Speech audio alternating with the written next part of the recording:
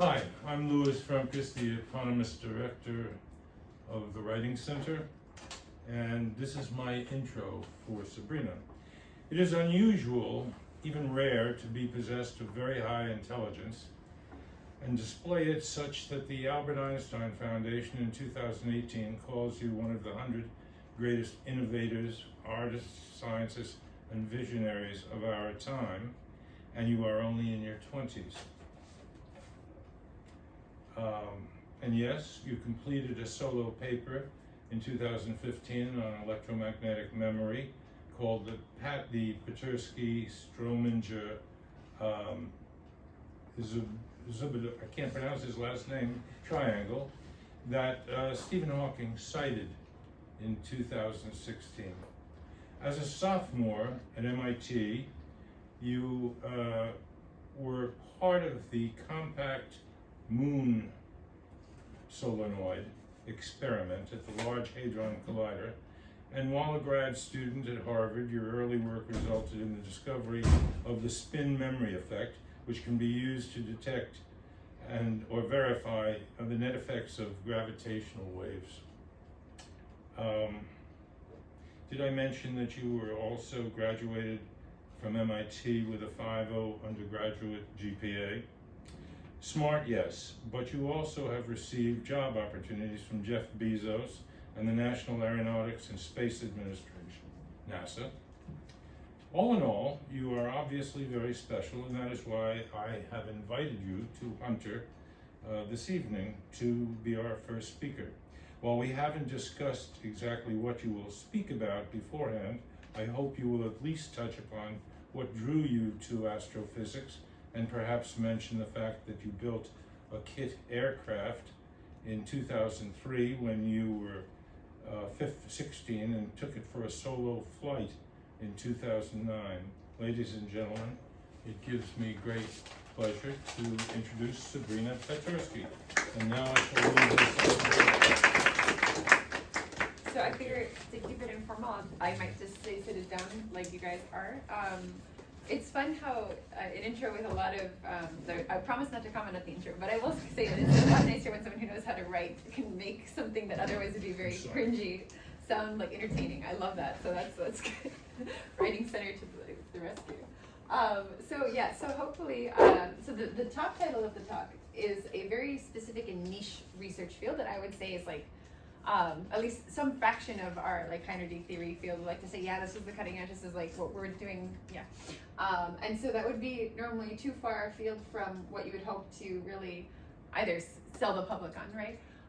But what I hope is that I can convey through some of this like, kind of origin story of how we ended up in theoretical physics, some fun tidbits of, I guess, what draws a lot of us into doing these very technical things and like kind of the value that we see of it, whether it's like, yeah, we'll get to it.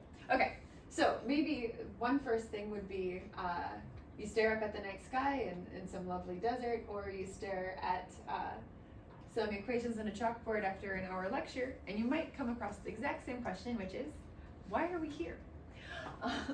So this kind of existential question on the one hand, I think, is the motivation for why we would go through, I guess, years of whatever it takes to do like an undergrad in a technical field and then a PhD in it, with the hopes that you can then add to that research canon. So left-hand side motivates right-hand side, but the right-hand side, you end up learning languages that are really this different mathematical toolkits that then make it harder for you to explain the left-hand side to people who inspired you to first go there. So we have these big picture questions, and I know some people in the audience were mentioning black holes as something they're interested in, so that's cool. And I would say that anybody who's studying, say, high energy theoretical physics is nominally going to claim that they're motivated by questions like, what are the fundamental laws of nature? So isn't it fun that we get to basically find out what rules we can't break rather than just make up rules and then impose them as a society? And then another thing, which is, I guess, where kind of high energy theory, the name is coming from, is that oftentimes what we were looking at how many decades ago was predicting new particles that would be appearing. And there's some self-consistencies of like whether you would expect another particle to be there. And so they were basically scattering things at higher and higher energies and being able to create these like short-lived excitations. And now we want to basically say, well, we have the Higgs boson, what's going to be at very high energy scales, and sometimes it's going to be so far beyond what you can probe that you really only have math to get there. And then you have other fun questions which are more kind of thought experiments, like what would happen if you fell into a black hole, right? And so you can kind of either be entertained by these questions, and then that's what kind of inspires you to want to then go down them. But maybe I will talk about my own path there, but how I went from a more engineering background to what he was saying, working at CMS only as an undergraduate, and particle collider experiment, and then being a theoretical physicist by trade now. And I think that we at this little top pure theory group of people somehow think that there's some value, this like fundamental truth that transcends the engineering. But we'll come back. So I grew up in Chicago, and so just some fun childhood pictures. And then when I was little, I really wanted to go into aerospace engineering. And so it was this thing where I don't know what somehow my family was a bit weird or whatever. We decided, how would you prove to somebody that you really were serious about working for like a private aerospace company?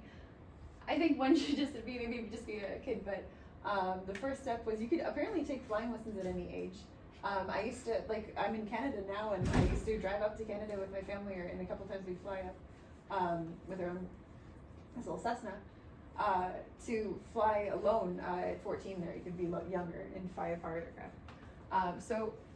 But that wouldn't be enough, right? Because if you're flying, then one day you might be like a jet pilot at some airline. And so the next step was that there's basically this whole community of people who build kit planes, and kit planes where you could purchase roughly most of the aluminum is already anything that needs to be pressed is pressed, and so it's just a matter of riveting it together, drilling some holes out. In this case, this is fiberglass plate cowling. And so between 12 and 14, definitely supervised by my relatives, I was just putting together this kit plane with this Azina Zodiac 601XL. And the point is that this was a really desperate maybe attempt to try to either create a story arc where it's I want to go to MIT so I can become an aerospace engineer and then work for whether it's Blue Origin. So at the time it was SpaceX, Blue Origin, and Virgin Galactic that were these big aerospace companies. And so it's kind of fun in hindsight to look back and the extent to which there are things that are everything, there's 3 books and a lot of plans, the thick set of plans where all of the details of what you want to put together are straightforward. And so it's not so much that you need to, you just need to have the work ethic roughly and the time to do that. But in the end, then you have this airplane and one can go and fly the thing. And so I did at 16 and then I sold it in the States. And so it's neat. But then again, really trying, maybe almost definitely too hard to have a story to get into, say, these undergrads that are kind of crazy elitist with admissions. What efforts will you go to with grades and stuff like that to try to get into MIT? And then, so the thing is too, basically when I went to this high school, it was a math and science school, so that was the first time where it was more of an academic interest instead of just trying to go this aerospace route. The founder of my high school was a former director, that was right here, Leon Letterman, of Fermilab. And he would basically brag up about Lisa Randall. He would have a thing like this, basically. He would bring in Nobel laureates, other cool speakers to come to our high school and talk to students. And so I met various mentors that way. And then the thing about the airplane was that it was such a different thing. Now, there are lots of people who build kit airplanes, and so it's not clear to me that there aren't more kids working. I don't know why there wouldn't be more children doing that, but it was a unique story that one could create. And so imagine if instead of trying to write a cool, at the writing center, write a cool story, you actually tried to write a life like that. So I don't know. I mean, in hindsight, I'm kind of impressed that that my family and I, really put the effort into actually 9 years old taking flying lessons, 12 to 14 building a kit plane, and then sending all of that off to some assistant of Bezos is at origin, and then when you're a kid, people listen to you, or like they think you're cool, they want to encourage you, and so they write back something super nice. And so like I was like, I'm gonna send you to Mars. I wanted to like I don't know. Now it's like Occupy Mars or whatever the SpaceX twist on what is it? It was Occupy Wall Street. So send the 1% to another planet so then they can waste their money that way. I don't know. But basically, it was neat. It was really cool, and you have these amazing people. And it wasn't like Amazon was these weren't the richest people in the world at the time, but they were definitely on the rise. And I thought it was super cool that you had these people who had built their empires doing whatever they were doing, whether it was like selling books, and it's really not just a bookstore. And then they had this spare cash to do their passion projects, and their passion projects would be like private aerospace. And so, but surprisingly, like I think Bezos had like majored at one point or tried to major in undergrad in physics, and Musk also has various relatives that are interested in physics. And so like they were enamored by physics, and I never understood why. And I think now that I have a job at Perimeter, I kind of understand why, because I'm at this private-public partnership research institute in Canada, and I know that when like the person who gave the original donation to create the Center for Theoretical Physics was the founder of BlackBerry. And so it's interesting to me when you see how people sell our field, they really look back in time and look at, I guess, to what extent can you say like theoretical physics gave the world like nuclear power and also the atom bomb, and then CERN with DARPA technology too brought the world the internet. And so they point to these things where basically fundamental physics, because in some sense physics is like a distillation of like the underlying principles that then become, for more complicated systems, become like chemistry or biology or whatnot. As underlying these breakthroughs that do have a impact on the technologies that you use. But to me, it always seemed a little bit insincere to think that like these equations that I'm studying are going to then have direct impact on your daily lives to the extent where I should basically be funding like my research for that. So but as someone who was in the aerospace side of things, I saw, oh, these guys are going to basically take credit or whatever, like you're just their employee if you're an aerospace engineer. But they think these physicists are cool, and like if they think they're cool, there must be a reason why. So maybe there's some cool like quantum computing or whatever that's going to be like a big thing that these smart whatever investor types are really interested in. So I always kind of like was drawn to physics maybe for the wrong reason, which was that the people I admired physics. And so then I tried a little bit interning at NASA and didn't like it as much. And so I switched over to physics. Now, what I want to point out on this thing is this is where things start going awry. So the whole airplane story was a story, roughly. I mean, I lived it, so it's true. But to what extent things start becoming disassociated from like what you were trying to do. Like I got an entrepreneurship award the first year at MIT. There's nothing entrepreneurial about building a good plane or being a physics major.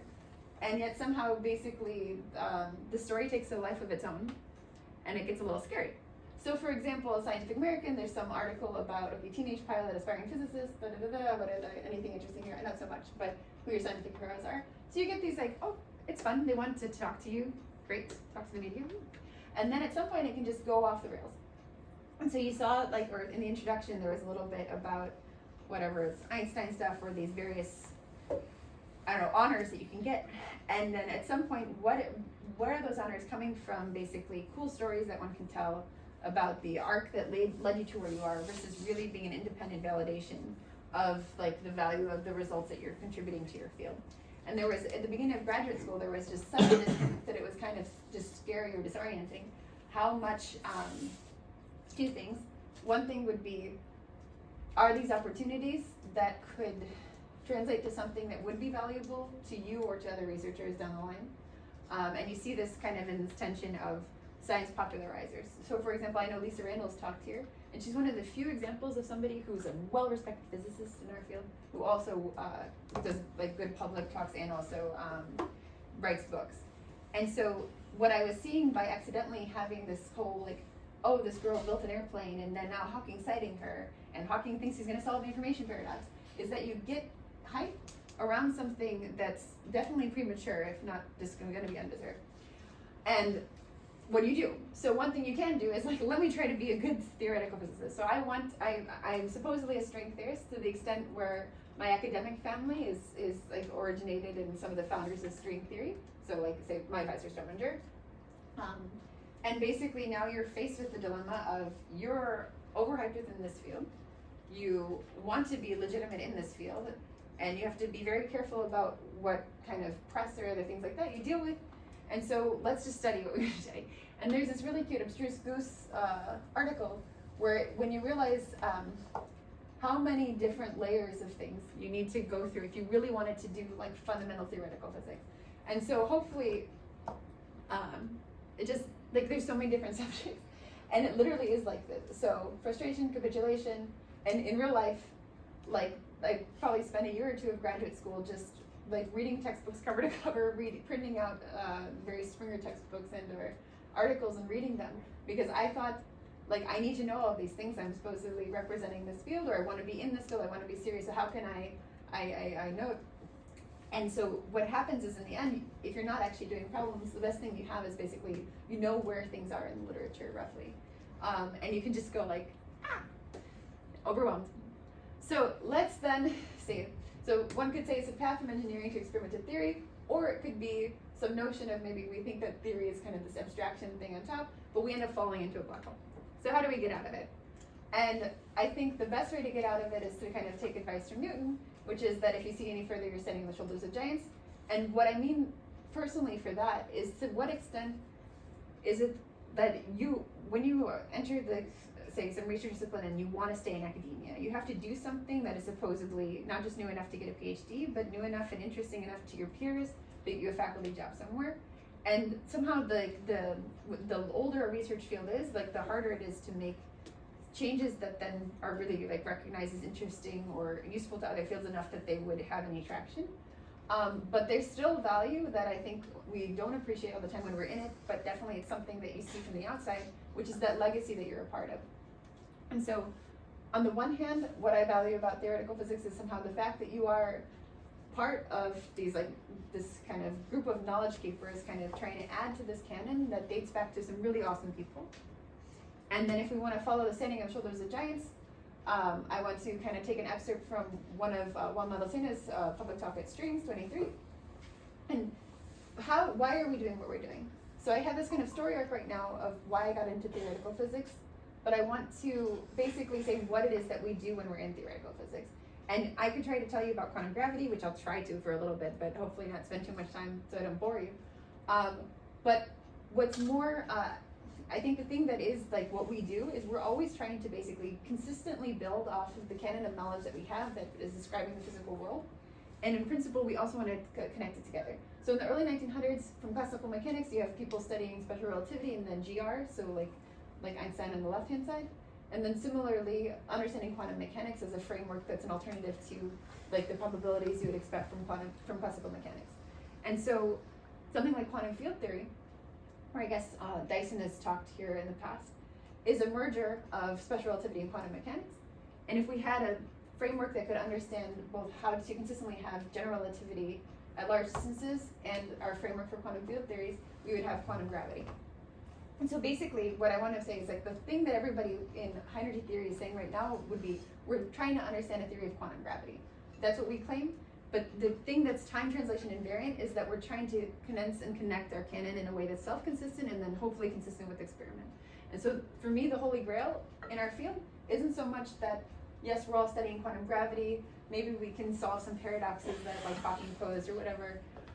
It's the fact that we have a knowledge canon that we're adding to, and the big breakthroughs are when it somehow becomes more compact in some sense. So now with that kind of bigger picture thing, which I think is kind of this legacy of research and why we're interested in it, let's go to the one that is the current incarnation of the Holy Grail, which is quantum mechanics and GR. And so I want to motivate, like the title of the talk for this particular research discipline, which is much too technical for what I would say is the important distillation. But basically you have an inconsistency, very subtle problems when you try to have a framework that would be starting with what you know would describe general relativity, so the fact that your space-time is curved. when you have matter and like it's back reacting, so like the stress tensor is changing the geometry, and having that be consistent with the quantum theory.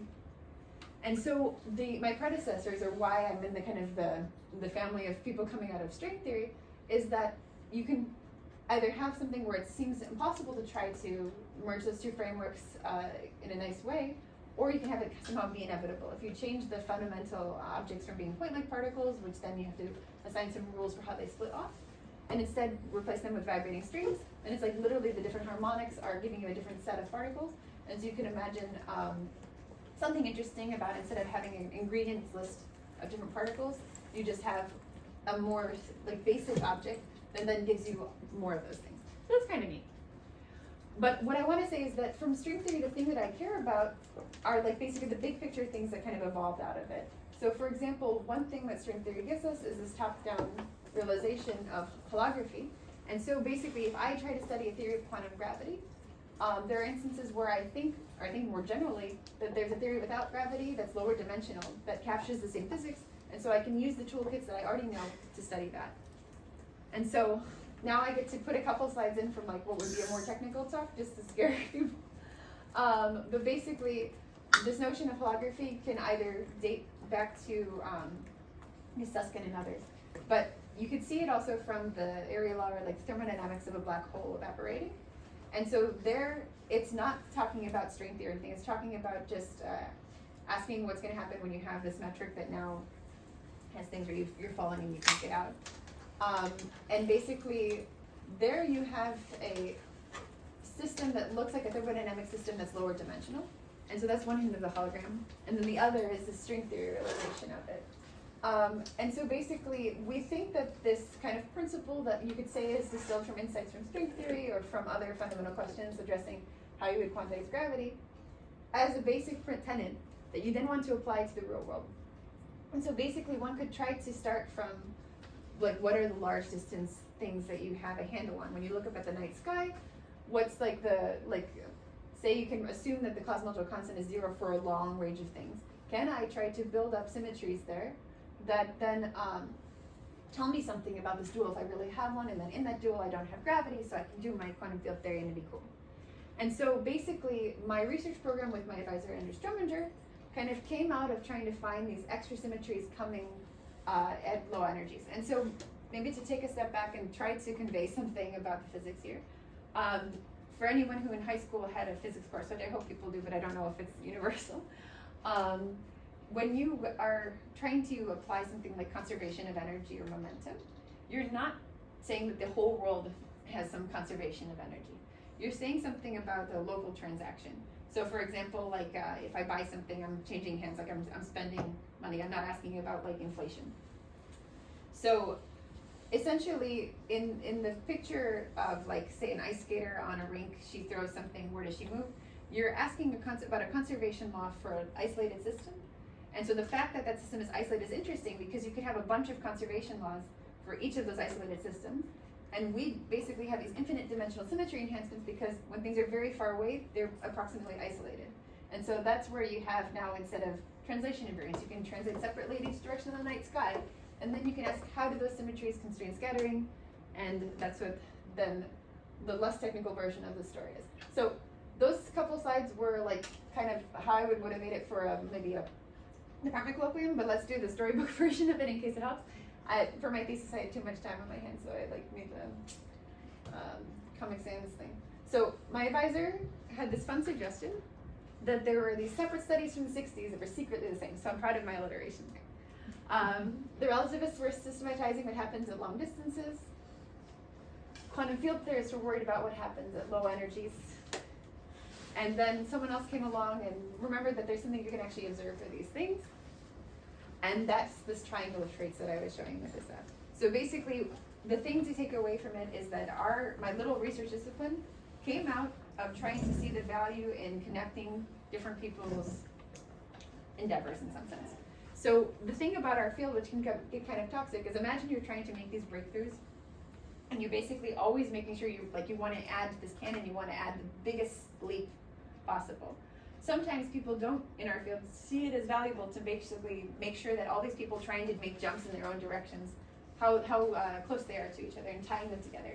And so if anything, the one thing that used to be considered a downside, or where I was scared on the job market, I think is a strong plus, which is that like there is value to making sure that people who are developing different frameworks are talking in the same language to each other. And so I might have a hard time talking to you about what I'm doing, but it's even worse if my own colleagues can't understand me, because then what are you doing? At some point it's just you. So lots of fun things around this theme of things. And in particular, I like that there's some connection to experiment on the lower left there. But so just, at least I said it somewhere, the title of the talk with the Celestial Hologram is that basically there's this proposed duality between gravitational scattering in flat spacetimes and a symmetry living in the night sky. So you look at the night sky, you see the stars, and you're like, let's describe everything that's happening here in terms of data living in the sky. And we think we can do that, and you can do it from the kinematics in some sense, but the question is their utility. So the first slide, the picture there was this Millennium Falcon turned into a Cessna at the bottom, which is that when you boost or you go really high speeds, the stars are going to move on the night sky in a way which is basically looking like this conformal transformation, so rescaling of the night sky, and that's like an extra symmetry then compared to just rotating your orientation. And those symmetries get enhanced even further with the story of this isolation stuff I was talking about. And then there's all these different frameworks, but the fun thing is basically you have these disciplines that would normally not be talking to each other. So some are coming from more string theoretic, but like in a very mathematical physics sense. People who are studying like mathematical physics around formally talking about solutions to Einstein's equations. People studying amplitudes all kind of come together at this nexus of understanding these extra symmetries. And it's a really long time frame for this. So yeah.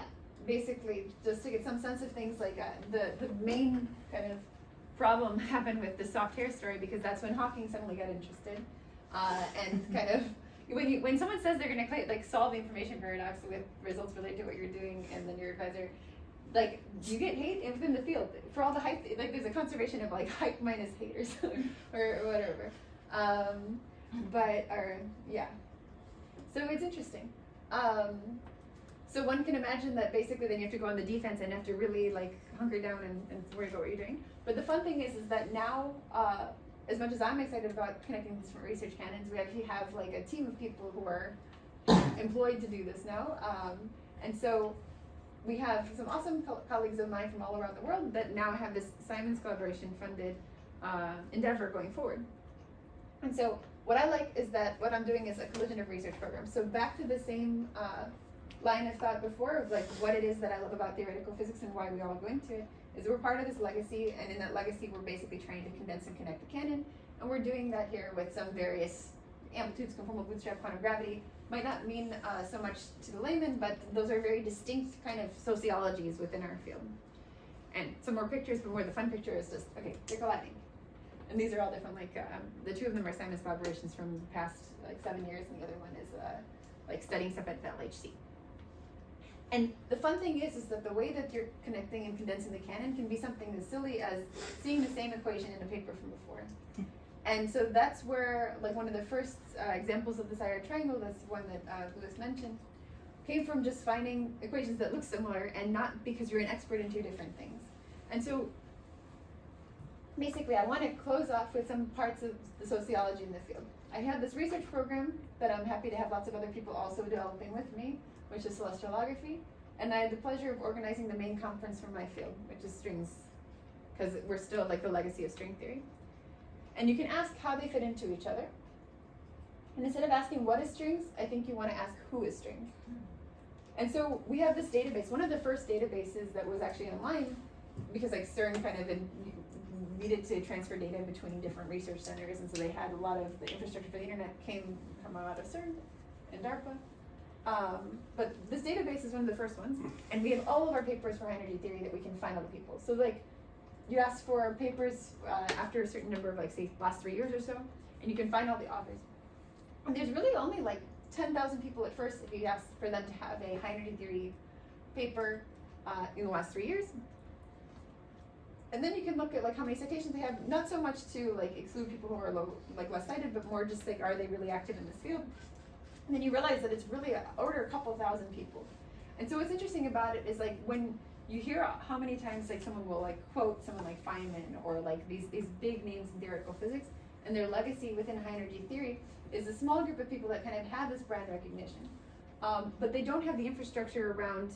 Basically, we're all scattered at different universities. And so one can also just try to see what people are working on or who they're working with.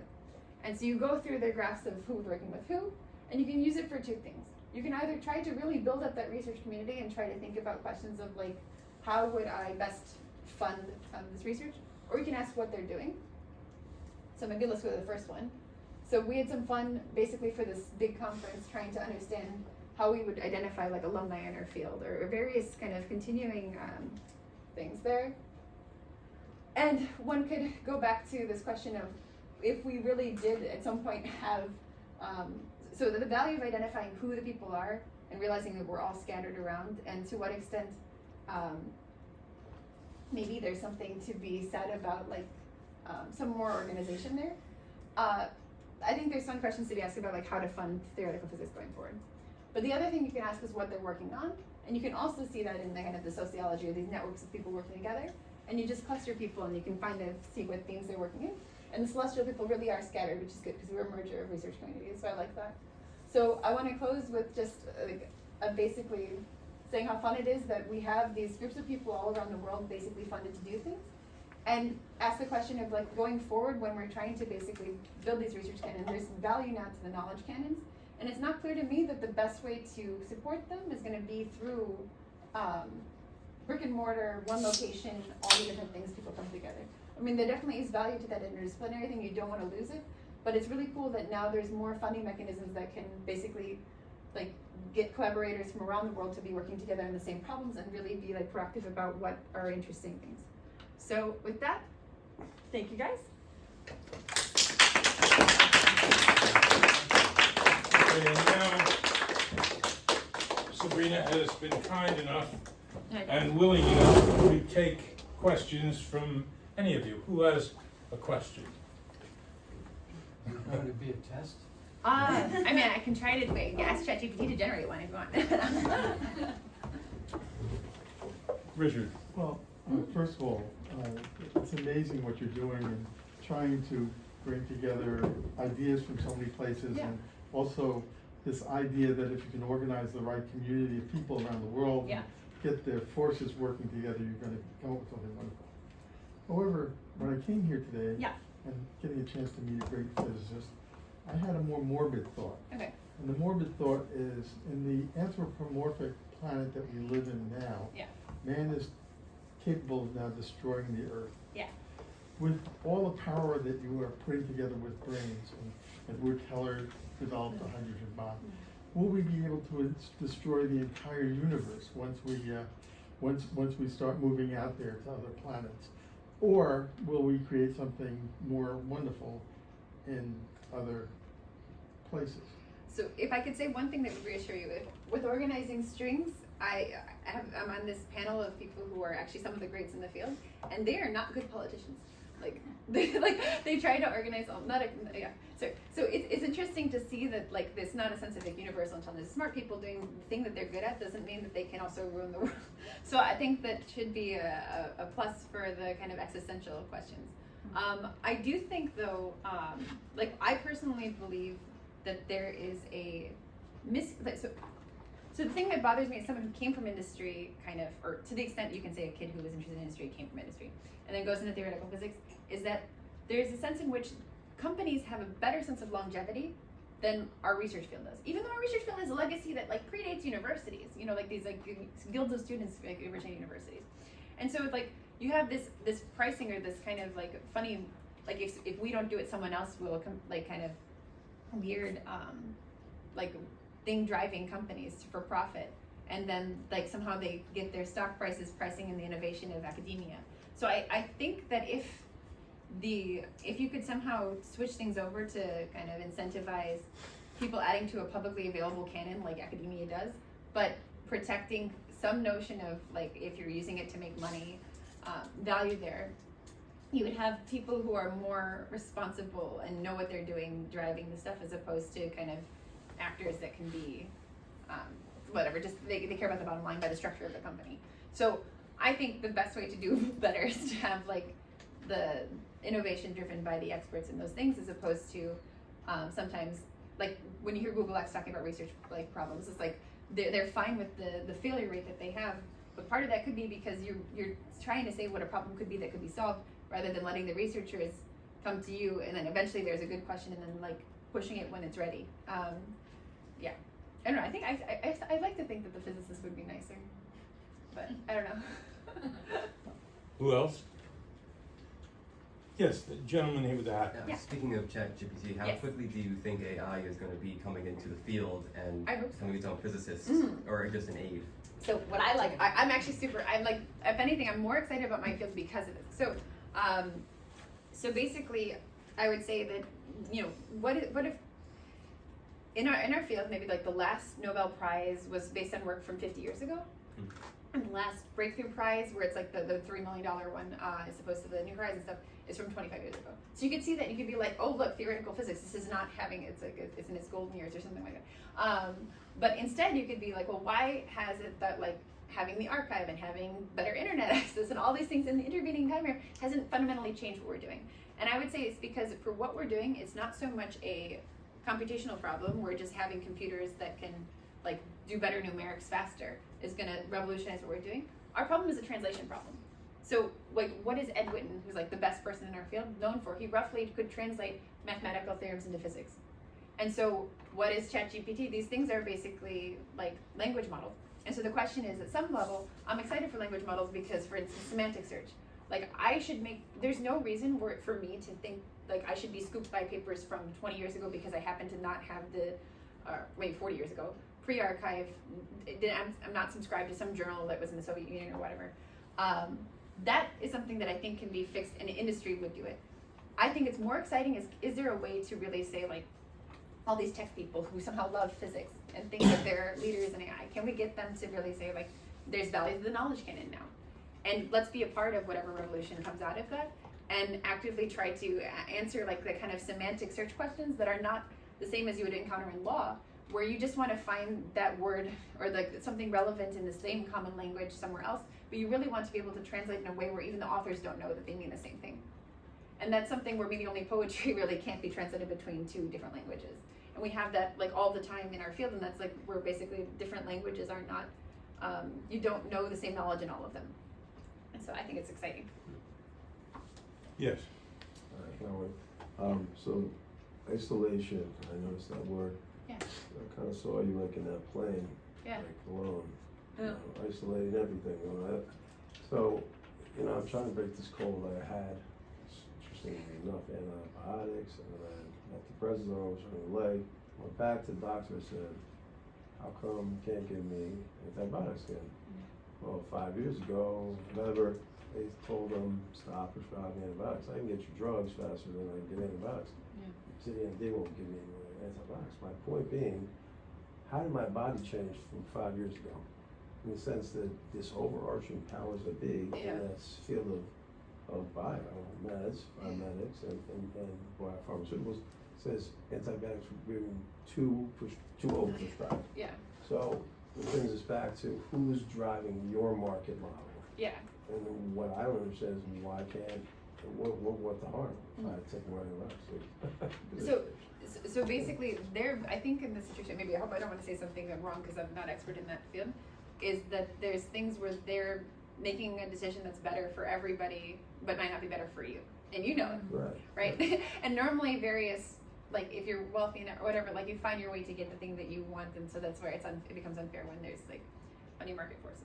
So what I think is interesting too in the biomedical space is that like the researchers doing stuff as compared to what like I think doctors often just have best practices, and so this is where I guess there is some value to like pre-meds having to take physics or like like a little bit of the why behind the what, because you can like sometimes do no harm or just like do the right, like the standard practice thing is what they're trained to do, and not really to think about why too much, because that's where liability comes in. You get sued. So one thing fun about theoretical physics is that we're the consumers of our own art in some sense, and so it's not great because like this different models you can imagine, like we can be this kind of testing ground of like a community of people who like have their own funding or whatever, because we're so isolated from other market pressures. The closest thing is like the tech companies investing in quantum computing and how much hype there is around it, and whether or not that hype can be, if it actually was hype, you want to take the money and live up the hype and get the resources from the people who are uninformed investors. Because as soon as there's uninformed money in the market, the people who are informed can profit off of it. Now, if there wasn't hype, then we should retain that equity, right? So I understand, I think, some of the market forces in my field, but I don't know then what happens when you have something like in medicine where there's a more direct impact on people's lives, because then how do you price, or like how do you value the opinions of the people who are actually stakeholders in like the outcomes, right? So yeah, I don't know, but I think more transparency is always good. The young lady with Yeah. red hair. Yes. I want to make sure Speak aloud if you can. Okay, sorry, diaphragm. No, sorry. I want to make sure I articulate this question correctly, because I'm kind of all over the place, even in my own head with it. But, so it seemed like a big issue within the field is just people not communicating with each other. And, you know, I guess I'm going to make the assumption that a part of it is also ego in wanting to have their own ideas come to the front, or am I just... You're not wrong, but so imagine, it's more of a delegation thing. So it's kind of like, I guess, you guess we could make a political thing. Normally, I don't think we think of our politicians as being so much smarter than us that we just trust them, right? Or like they're gonna do the right thing. But when you have a very, very deep, like, canon of knowledge, and or you're a young student who shouldn't be expected to know anything, you're accidentally falling into the like kind of trajectory of your the advisors, the shoulders of the giants, like you're saying, right? So basically, they might have egos. I mean, I think there's some sort of sense in which if you like yourself enough, you're more confident, you're able to focus and do like there's a positive feedback loop or reinforcement of a certain type of personality, I think, or at least you don't get beaten down if you act to make it through. So there's a little bit of that, but that's really only some people, and not all of the greats in the field, but maybe some. And then you have everybody below them who wants to get a faculty job and has to impress those people. And people can only assess what they know. So it's funny, if you have somebody who you needed some knowledge that wasn't directly in your domain of expertise, I think you overvalue that. So you'll see young people getting hired because they're interdisciplinary, when really you just needed what they knew, and it wasn't what you knew. And you're like, wow, you're so smart because you know something I don't know. And you need it, and you see the utility. Now, alternatively, within your own canon, you're like, well, they're building off of my things. So there's a little bit of ego, and like, yeah, it's a good thing to be doing. But then there's also just a sense of when you're in it, you might not know what the other people are doing. And so if you don't know it, you can't assess it. So you either overvalue it or undervalue it, depending on how you feel about the thing. And so I would say it's not really an ego problem for most people, but it's like it's a problem when basically, what does it mean to, you're adding a true statement. And the question of whether or not it gets adapted into this canon of knowledge and how connected it is into things is how much you can translate or explain things to people, and then how much the people who kind of influence that accept it, right? So people have to be willing for you to be right before you can be right, sometimes when things are so technical. Sorry, just to add to that, but thank you. Yeah. I guess that actually does help a lot with my next part of the question, which was, I thought the citation software that you pulled up was like really interesting, and I was just curious about if you see any kind of like disparities between, like, I don't know, race, class, gender, or whatever when it comes to the people who are the people who are cited, because I told you I really have been interested in mathematics, specifically number theory, and when you see the people's names who keep coming up, like it's like the same names. So I was just curious about your own, like, you know, experience with like looking at all of this. So I looked at gender a little bit, and almost more by name. So it's I mean, I know that is like an order of magnitude more than like one is the next one, and so it's like I think that the sociology is reinforcing the stratification. Would be just like my take of like, why is this metric so accurate at the top end? But yeah, no, it's like if you look at where the women are compared to where the guys are, it's like it sucks. And there's no way that's just like random, or like 10%. Anyone else? Another question. Along a similar line. Yeah. Having treated scientists, I noticed there are some who are going after prizes and recognition and whatever. Although I think they're very good at what they do, and they're very good at what they do. And there are others who don't care about that stuff. Yeah. They care about the work that they're doing, and then they think that's going to speak for itself. Yes. It looks like you're going through that kind of evolution where at first Yeah. you had to build the brain to Yeah, get them like yeah. this, but that now it's more like you just care about the ideas and themselves. And I just wonder how that happens for a person as they develop. And there's something morally more wonderful when Yeah. they care about coming up with something new and novel rather than You just get the would credit. think so, but the thing is, as soon as you assign a moral value to it, I think that's part of the sociology problem, because you know what the right thing is to say, which is that I only do it because I love it. And you hear that coming from people who would also say grad students shouldn't be paid so much, but they're like being jetted around by wealthy people, like they have wealthy friends sitting in on things. It's just like, wow, how convenient is it that we have all of these pure-hearted people in positions of power with money in our field and access to resources that they could ask for and share, but don't. And so I don't know. I think the best thing would be to be lucky enough to really not see it as such and just have fallen in love with a particular problem and be so focused. But the thing is that unless you're in a good place, like our field is it's a touchy beast. When you're in that zone and you're thinking about something, nothing can take you out of it. But as soon as there's something else that's like bothering you, having all the free time on your hands to think is like, it can be a special kind of hell, right? So you want to be in the good place. And this is where I think it's important to treat grad students like and to coddle them when they need to be, to the extent that you want happy people to just be able to focus better. So I think that there's a sense in which if you ever fall into the, oh shoot, I need to really think about how I would survive in this situation and see what the big picture is and like what interesting questions are, or address like that, those problems with the sociology, then at least you can take advantage of that. Because like, I think it's weird, it's would be very surprising to me how many people can be in love with something when they've only started, like they're a master's student or something like that.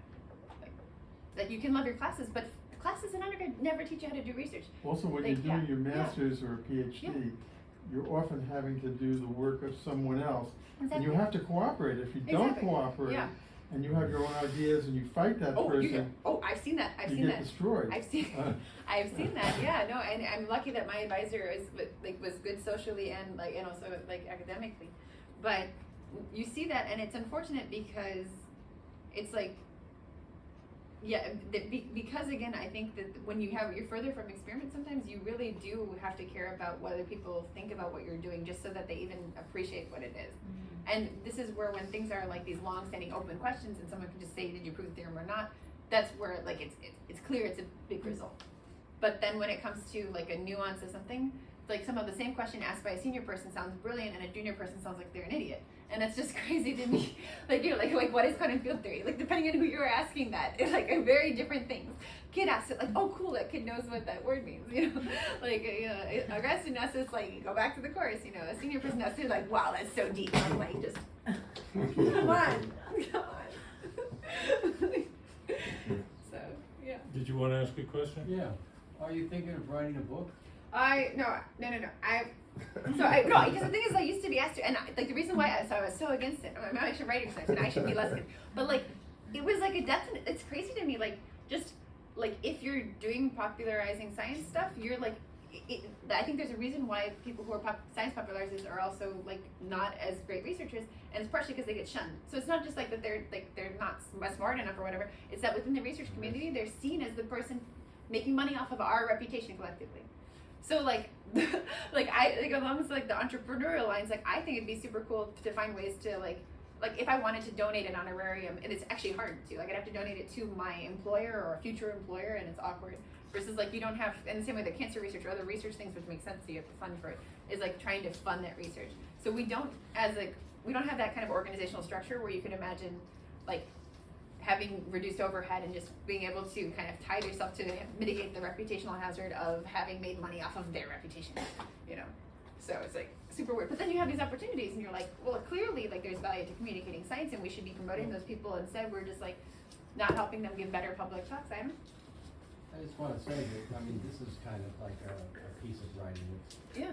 point, but, Yeah. and I enjoyed it. I can't say I understood the technical stuff. Yeah.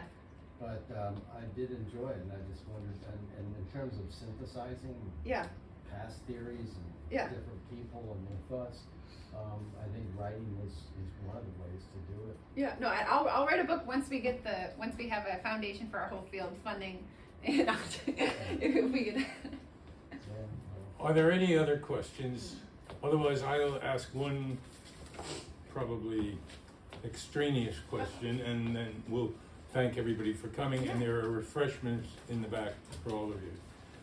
When you're at Perimeter, which is where she works, the very eminent scientists and mathematicians who all work there. And you are, like you, on the verge of breakthroughs in various theoretical fields that the ordinary person might not understand. Does the government put any kind or in any way approach you to say, if you or a compatriot of yours makes a breakthrough in a particular thing, you are bound, or we want you? Do they put any, do they come to you at all to say, come to us first before you're free to publish, to do whatever you want, call your friend in China and tell them, you know? Not for our field. I know that some foreigners do have issues with visas, like working in quantum tech stuff. Like in aviation, there was ITAR, and there's various restrictions. So the closest thing we have is like the Hertz Foundation that paid for my grad school, because I think Keller was involved, and it has some sort of like, if the U.S. needs you, come and work for us. But like the nice thing about research is that everything is published first. And it drives me up a wall when you see like these patent citing prior art of like Feynman's papers, and because it was just a paper, it's not protected, and you have the kind of these companies being grubby and like basically making papers things that now they own, when really we care about credit. So luckily, no. But then again, that's the flip side of we're not useful enough to the government, right? Yeah. It was a wonderful talk, and I want to thank you very much for coming here. And she's flying back to Waterloo tonight, so we don't want to keep you all, but thank you again, and please, all of you, enjoy some refreshments, and come to our next talk, which is when? October 26th at 6 p.m. Carmela Ciuaro, best-selling author. And if you'd like to enter the raffle for this little tote bag here, just write your email on these Post-its, and we will have Sabrina pull. I get to do the honors? Oh no. Absolutely. So if there's anybody else that's interested, I'll just